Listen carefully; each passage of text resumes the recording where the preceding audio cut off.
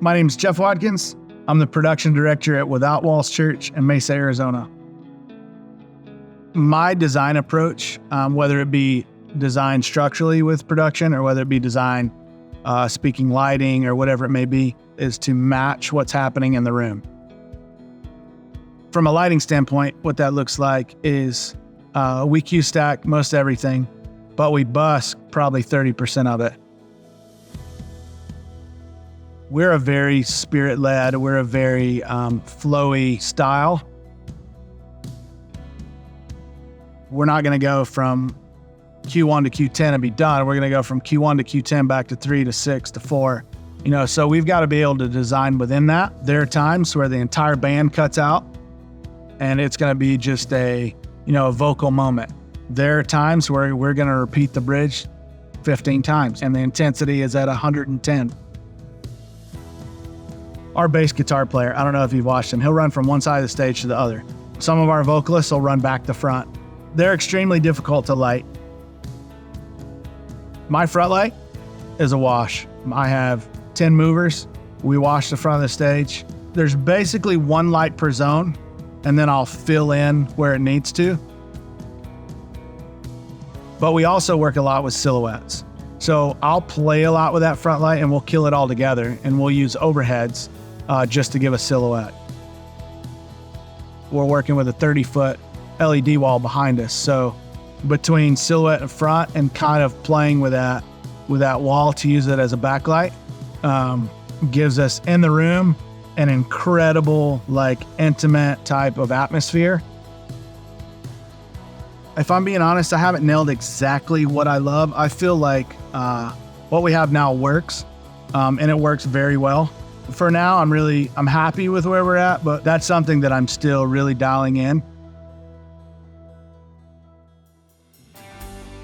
The reason it's so important to define the depth of the stage from front to back is if you just have this big black box, big black drape, wall, whatever it may be, it's just a big black hole, big black abyss. So you're subject to whether it be pastor, singer, whatever's happening in the front of the stage, it kind of looks like everything's one crushed layer.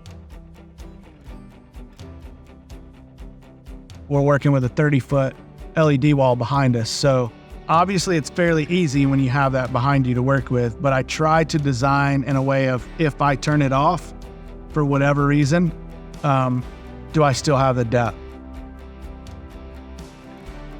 Being able to have fixtures behind your subject, between the wall, helps us a lot.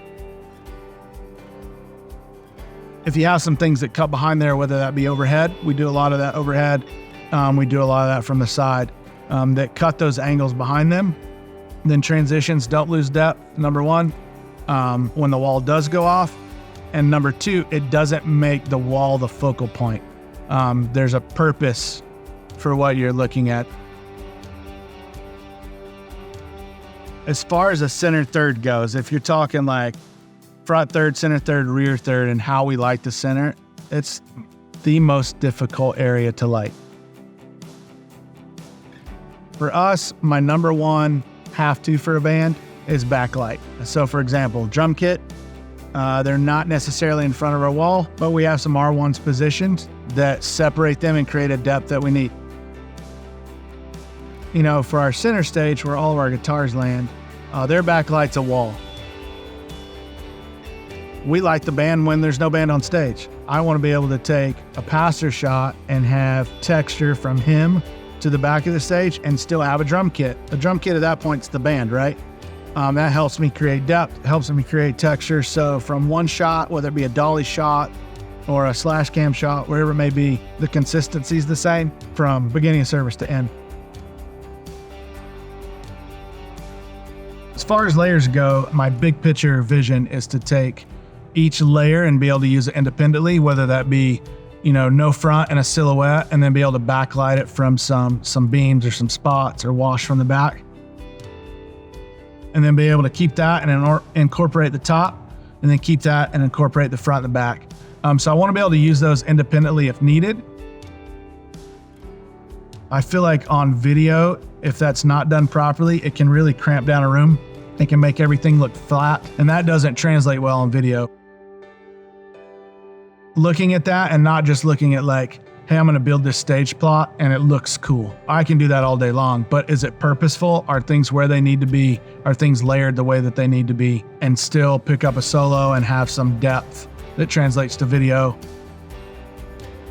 See, I was a chef for a while. There was a old term that means everything in its place, mise en place. Having the right fixture in the right spot will 9 times out of 10 make your picture in person and online look 10 times better.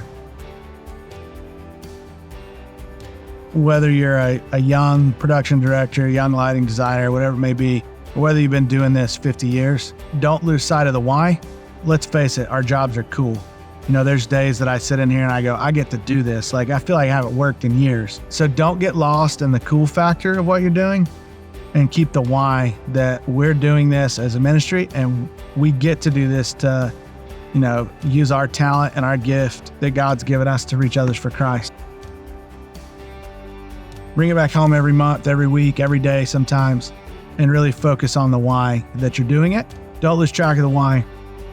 Make sure your level of excellence is improving and keep doing what you're doing.